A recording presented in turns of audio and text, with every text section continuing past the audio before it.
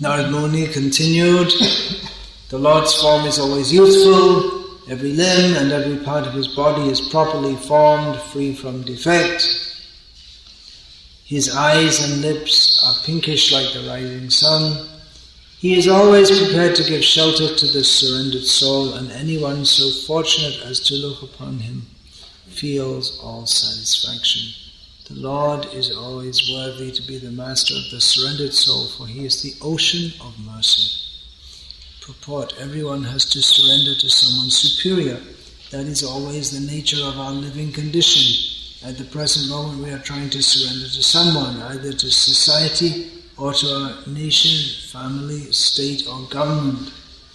The surrendering process already exists, but it is never perfect. It is never perfect because the person or institution unto whom we surrender is imperfect, and our surrender, having so many ulterior motives, is also imperfect. As such, in the material world, no one is worthy to accept anyone's surrender, nor does anyone fully surrender to anyone else unless obliged to do so. But here, the surrendering process is voluntary, and the Lord is worthy to accept the surrender. This surrender by the living entity occurs automatically as soon as he sees the beautiful, youthful feature of the Lord. The description given by Narad Muni is not imaginary. The form of the Lord is understood by the Parampara system. Mayavadi philosophers say that we have to imagine the form of the Lord, but here Narad Muni does not say that. Rather, he gives the description of the Lord from authoritative sources. He is himself an authority, and he is able to go to Vaikuntha Loka and see the Lord personally. Therefore, his description of the bodily features of the Lord is not imagination. Sometimes we give instructions to our students about the bodily features of the Lord, and they paint him. Their paintings are not imaginary. The description is given through disciplic succession, just like that given by Narad Muni, who sees the Lord and describes his bodily features. Therefore, such description should be accepted, and if they are painted, that is not imaginative painting. So, continuing the description of the form of the Lord, who Dhruva Maharaj is to meditate on. Just by describing any form, especially the form of a person, it's very difficult to understand actually what they look like. If someone is described to us, still it's very difficult to have a clear understanding of what for instance, their face will look like. Imagine if you've never seen someone and then you just described his bodily features. Well, just like yesterday for my so-called driving test, they wanted to know some distinguishing feature of the body. So I have some scars on my chin. So that's a distinguishing feature. I don't know if it's very noticeable. It's not the same. But that's a distinguishing feature. But just like if someone wanted to describe my present body, they could say, well, what do I look like? Well, you could say thin.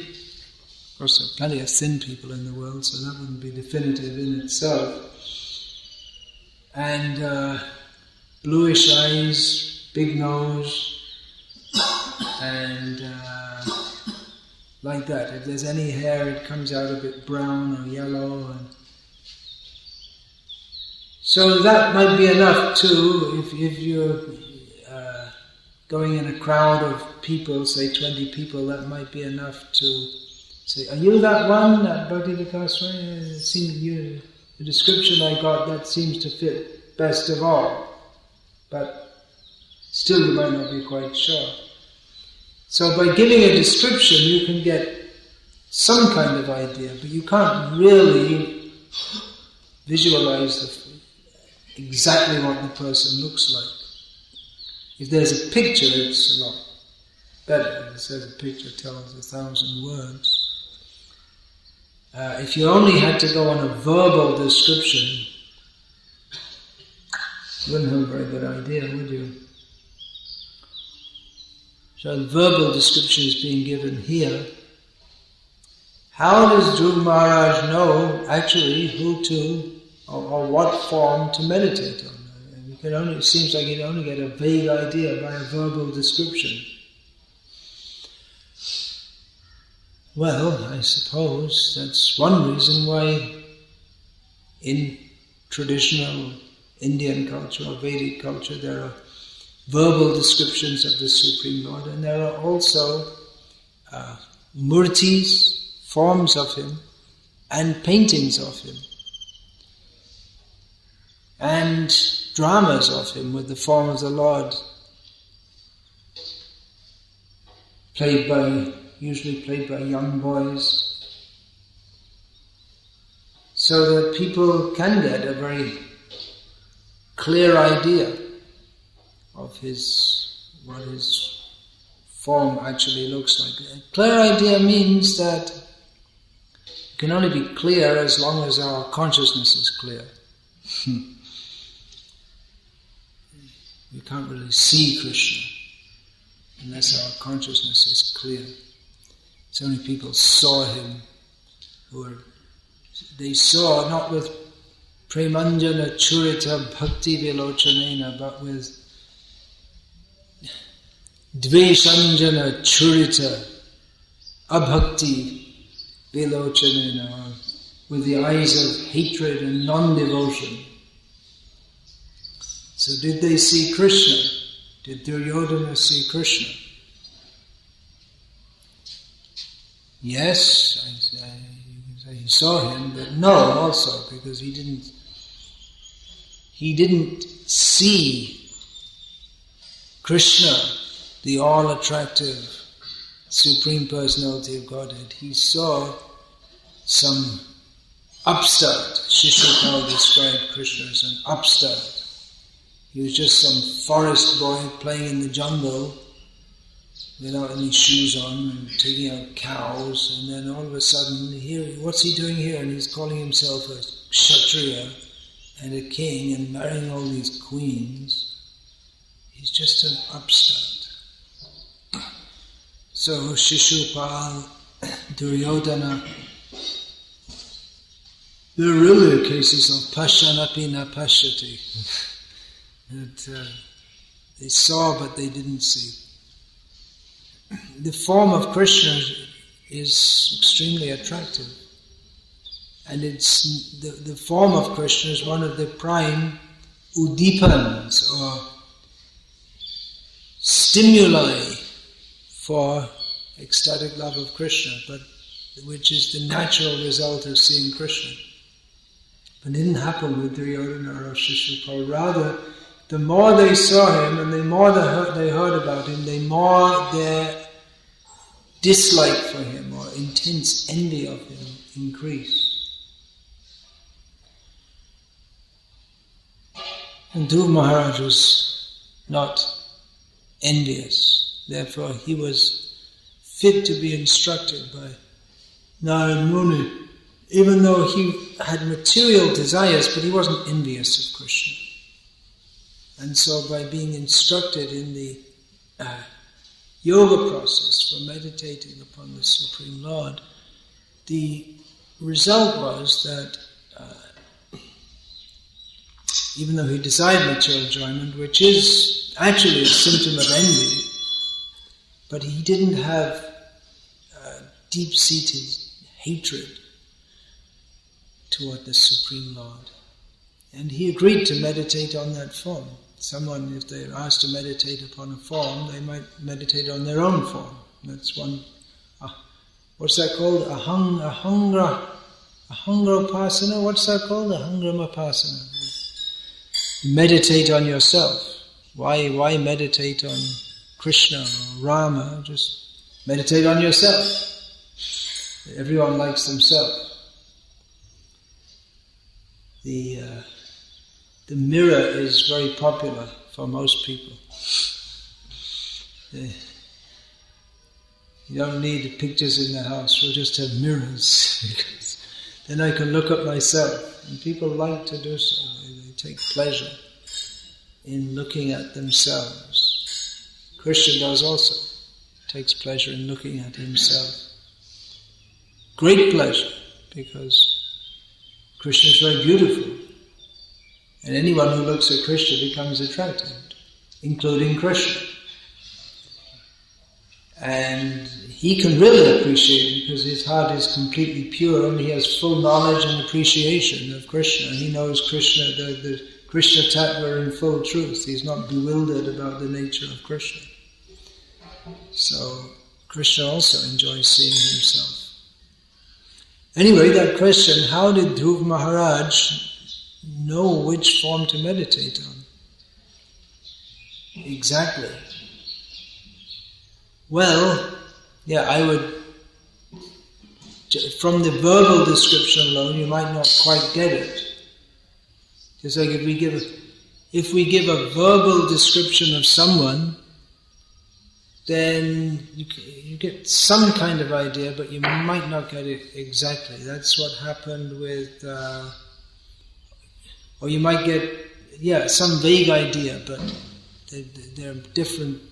There may be many people with lotus-like eyes and darkish skin, but they'll have some little differences in their bodily features, just like when Chitralekha, she was the friend of Usha, and Usha said, "Oh, in my dream I saw this beautiful man, and he looked like that." And then Chitralekha drew pictures. They're not like that, but not quite like that. So she drew so many pictures with the general description. And being a mystic yogini, she drew not just some vague pictures, but pictures of actual people. So when she drew pictures of Krishna and Pradyumna, that was pretty close. But when she drew the picture of Aniruddha, then Usha blushed, revealing her that this is the one actually. So, from her description, Chitralekha, even though a mystic yogini, got some idea but couldn't quite get it exactly understand just from the verbal description. So I would suggest that Dhruva Maharaj was already familiar with the form of Vishnu in the way that people today are also familiar with the form of Vishnu by seeing pictures of him, which is there in any, at least as far as we know, it's in any home. Nowadays what we call Hindu home, at least it used to be. It used to be in India. When I came here 30 years ago, you go in any Hindu home and it would be full of pictures of the Supreme Lord and various demigods. In North India, there's Brijbasi prints. They printed some, and here in South India, Khanna, this Punjabi in Chennai, is a distributor of demigod pictures. So there are different companies which are making prints. And even prior to that, people would, with the advent of the prints, and it was just completely normal. It would be unusual in a Hindu home not to have many pictures of different gods. And nowadays, there may be so that you're more likely to see Sai Baba number 1 or number 2, unfortunately. But in those days, actually, hardly you saw the Vedic gods. So it may be that Dhruva Maharaj he already knew or had an idea from seeing the pictures like that of the form, and then when you already have a mental impression just like then if it's described more clearly, then you can get a more exact mental impression. Just like, all right, so I was just thinking of someone. It came in my mind now. Indira Gandhi. Everyone has seen a picture of Indira Gandhi, right? Everyone, when I say Indira Gandhi, in your mind flashes a picture of Indira Gandhi, the form that was there before he got killed.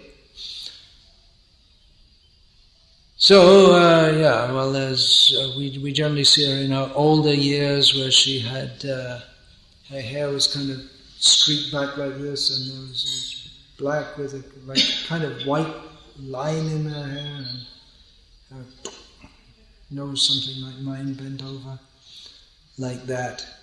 And generally we'd see pictures of her smiling, like that. And then if you think of the fuller form, then she's wearing a sari. So you get a general idea. But then if someone was to describe more what kind of sari she wore, and then her posture, and then you get you have a general idea, but you get a very exact idea, based on the general idea which you've seen in the photo. So, Narad Muni is giving some. Actually, this Ramaniyangam, that doesn't really describe it doesn't give a detail, but it gives an overall picture. His form is very pleasing. And then some more exact. We're not getting into great detail about the length of his fingers, and there are descriptions like that. And just some general points. Tarunam, he's very youthful looking. It's very, very young. Very young and fresh and nice. People, when they're younger, they look nicer than when they're older, generally speaking. Then his lips. Aranosh Ekshanadharam. Ikshana Adharam. Adharam also means lips, isn't it? Here it's translated a little differently. So Oshta and Adhara, they're synonyms, are they? Or Adhara means the two lips, is it?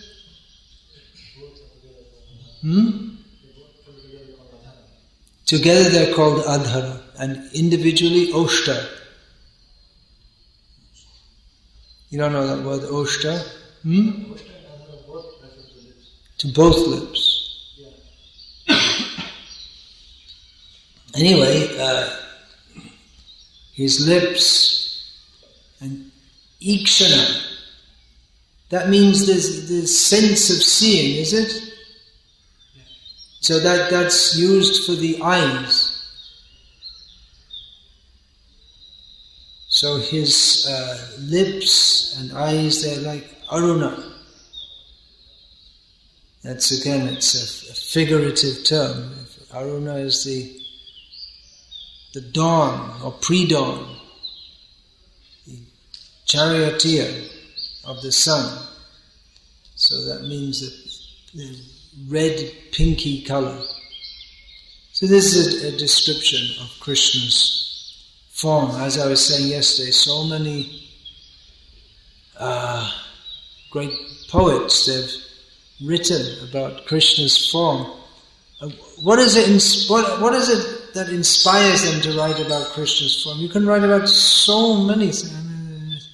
Shota Vyadini Rajendra Nurnang Santi Sahasrashaha. There are unlimited topics which we can hear about, think about, contemplate, remember. Apashyatam Atma Tattvam Griheshu Grihamedhinam. those who don't see Atma Tattva, they remain caught up, bound up in their household affairs. But one who sees Krishna, he becomes inspired to discuss Krishna, or to paint Krishna, or to perform dramas about Krishna, or write about Krishna, or make deities of Krishna. So what is that? What is about the form of Krishna that inspires? Well, everything about Krishna is inspiring to the soul. It's very difficult for non-devotees to understand this. Why this fixation or this fascination? But for devotees, why do they write songs? Why write another song about the form of Krishna when there have already been so many? Because it's the natural inclination of the heart of the devotee to glorify Krishna.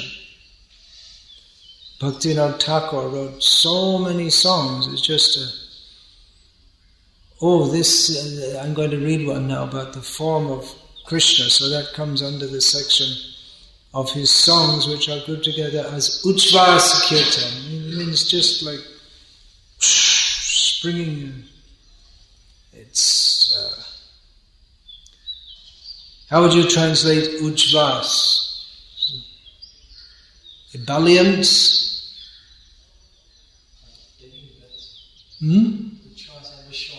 It's the breath is just springing out. It's just it's like a natural expression. That's how I understand it. It's not just a matter of breathing. It's not a breathing exercise, but it's an expression of his. How wonderful! So I wanted to read that he's feeling like that, and he feels so much inspiration. He wants to write a poem, and he wrote so many poems. So I read one of them about. He has here Nama Kirtan, Rup Kirtan, Gun Kirtan, Leela Kirtan. Among the Leela Kirtans, that one is very famous, Yamuna Puline, which is grouped here under Gun Kirtan because they made a mistake. So, Rup Kirtan, here's Bhaktivinoda Thakur, one of the descriptions he has of Krishna's form. And we can experience here Bhaktivinoda Thakur's own immense enthusiasm and wonder and appreciation of the form of Krishna, which I'm speaking on because Narad Muni, we're reading the verse about Narad Muni describing the form of Krishna. So, Bhaktivinoda Thakur says, Janama Shafalta Krishna Darashanaja Bhage Hoyache Ekbar. Someone's life is successful if out of good fortune they can have darshan, see Krishna even once. Vikashiya Vrindayam Kari Krishna Darshan Chare Jeev Chitte Bika. So, which eyes will we see them with? With Duryodhana's eyes? He saw but he didn't see. What did he see? Then Hrindayan, the eyes of the heart. So apart from these things here, sticking in the sockets of the skull, the eye sockets, and then in biology class you can learn how an impression is received on the retina, and then it turns upside down and it gets up the right way again, and then the optic nerve carries an impression to the brain, and this is how you see. But actually it's not possible to see unless you have consciousness. So you can have eyes, but you won't see anything unless you have consciousness. So there are internal organs also, apart from the external organs like the tongue which tastes and skin which feels. There are the internal senses which are the facets of consciousness. So Krishna can be seen not with fleshy eyes, not with the this term Bhaktisiddhanta Saraswati Thakur used, the Mamsadrik. You cannot see Krishna with the eyes made of flesh. So the eyes of that means the internal, but also the eyes of the heart. One has to have the heart to see Krishna. One whose heart is envious of Krishna cannot see Krishna. Even if they see him, they'll see, my enemy has come. My competitor has come. I'm the enjoyer of this material world, and this person, he's my competitor. Krishna's my competitor.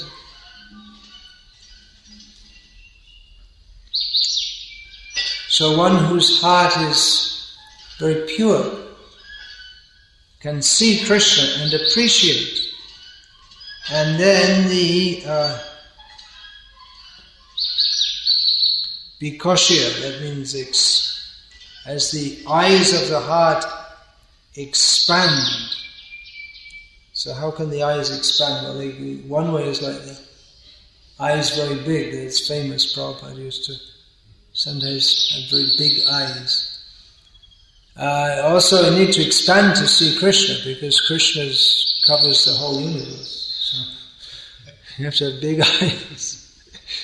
But they'll never be big enough to fit Krishna in. Or we have to expand our consciousness of love. Mother Yashoda saw Krishna, my little boy. She thought, my little boy, he's eating dirt. She looked inside his mouth and saw the whole universe. So she was able to see all the universe present with Krishna. No need to see the whole universe. So you see Krishna, you see everything. That's what Akrura said. When he was bathing in what's now called Akrura Ghat. So he left Krishna and Balaram on the chariot, and then he went to bathe in the Yamuna, and he saw Krishna and Balaram also. They're also there. So what's going on there? Are they there on the land, or are they there in the Yamuna, or what's going on?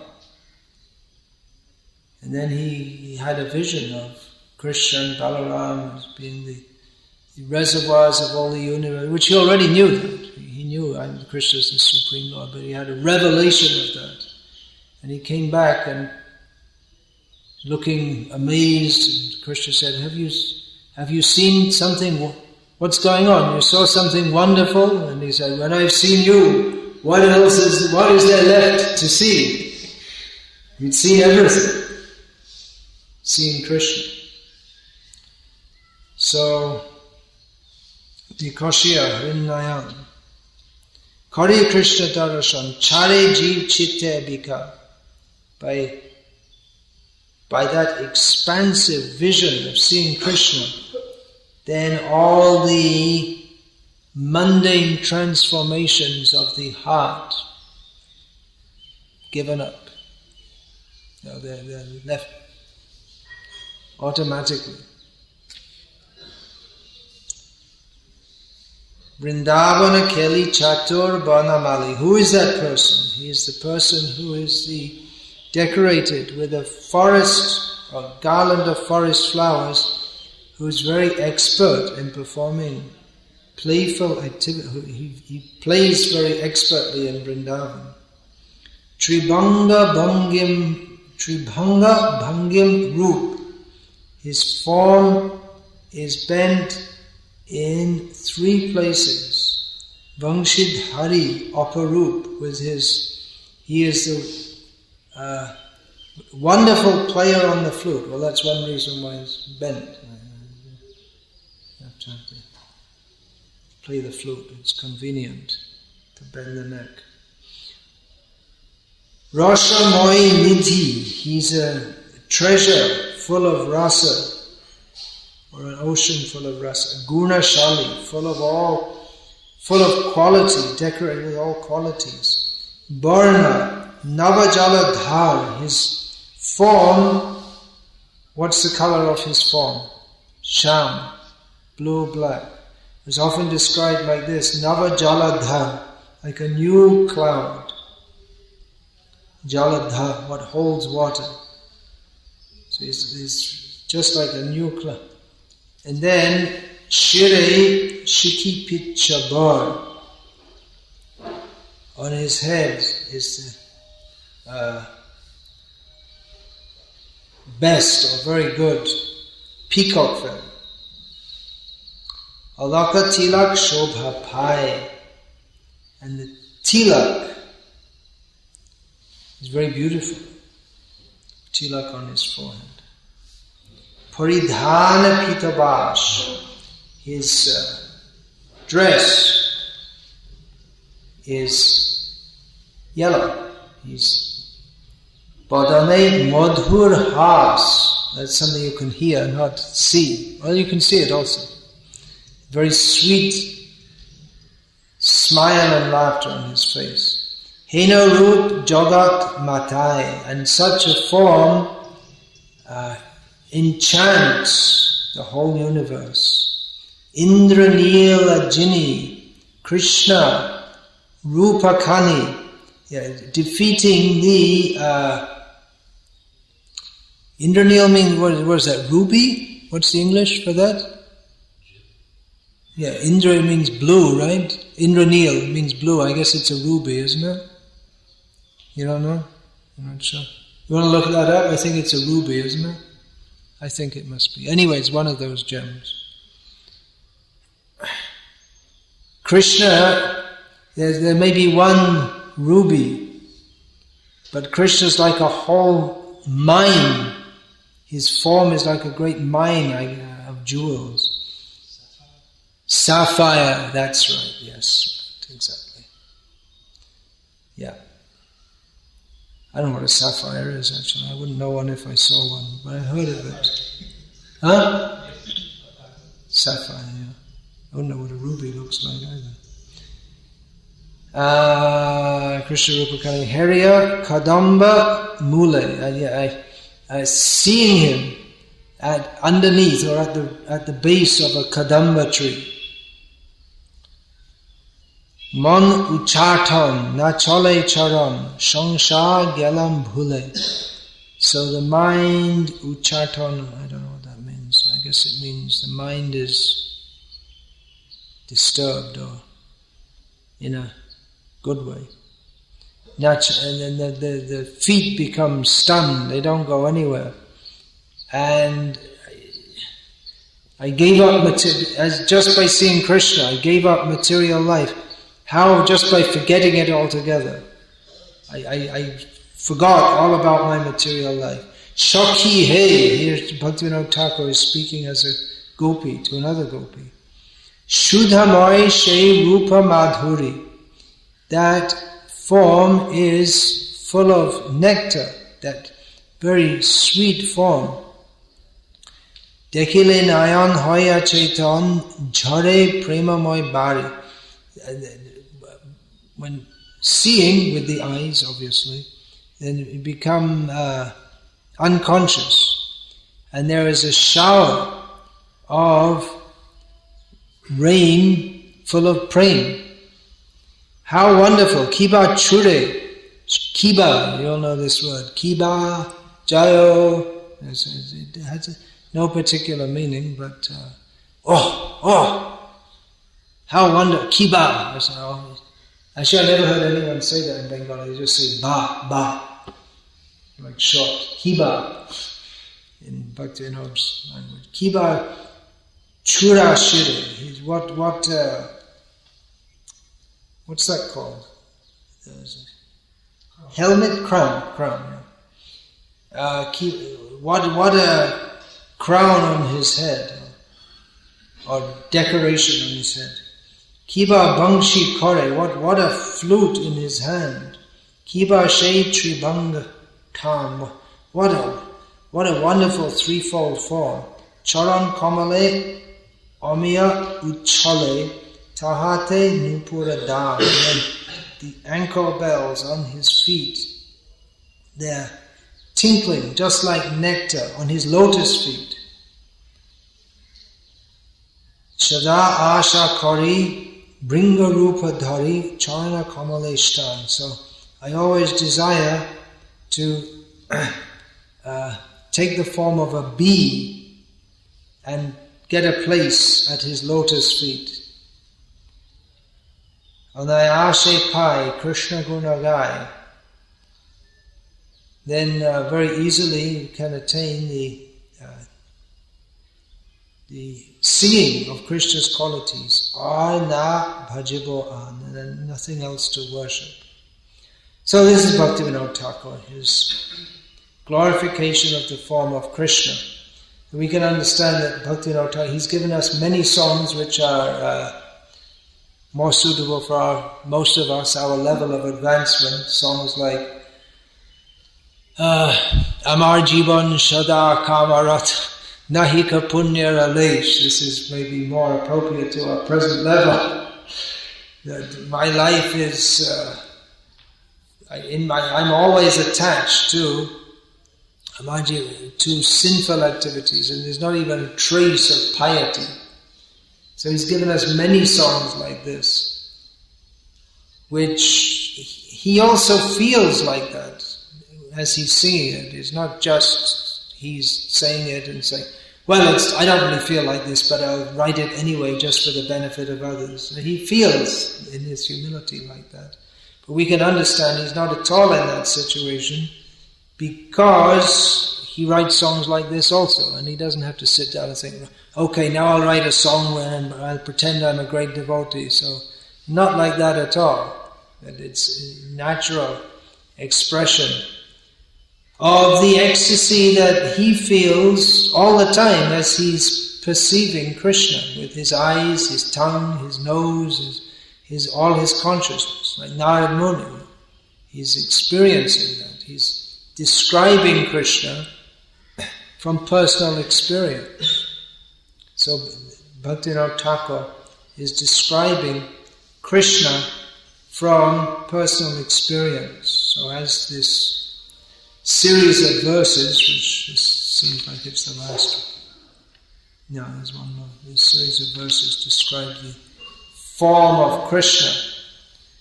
So I thought I'd read that out to hear Bhaktivinoda Thakur, one of his descriptions of the form of Krishna. And all the great Vaishnavas, they write so on and on, unending kirtan describing their appreciation of the form of Krishna. That here in what's now called Tamilnadu, Vedanta Deshika, I believe it was, he wrote, if we're going to describe the form of Krishna, we begin with the feet, right? So Vedanta Deshika, when he sat down to write, he didn't get even as far as the feet. He wrote 1,000 verses praising the shoes on the feet. So you can understand what ecstasy they're feeling. They didn't even get it. He's going to describe the feet, but before he got to the feet, he described the shoes. And that was 1,000 verses. These are devotees, so sometimes we can read such nice things and we can at least get some idea that we've still got a long way to go. But if we stick to the process of chanting Hare Krishna, Krishna Krishna, Hare Hare, Hare Rama, Rama Rama, Hare Hare, then by the mercy of Narad Muni and Bhaktivinoda Thakur and Vedanta Deshika and Srila Prabhupada and all the devotees, then certainly we will sometime have appreciation for the beautiful form of Radha and Krishna, as you can see on the cover of this book. Hare Krishna. Any question about this, please?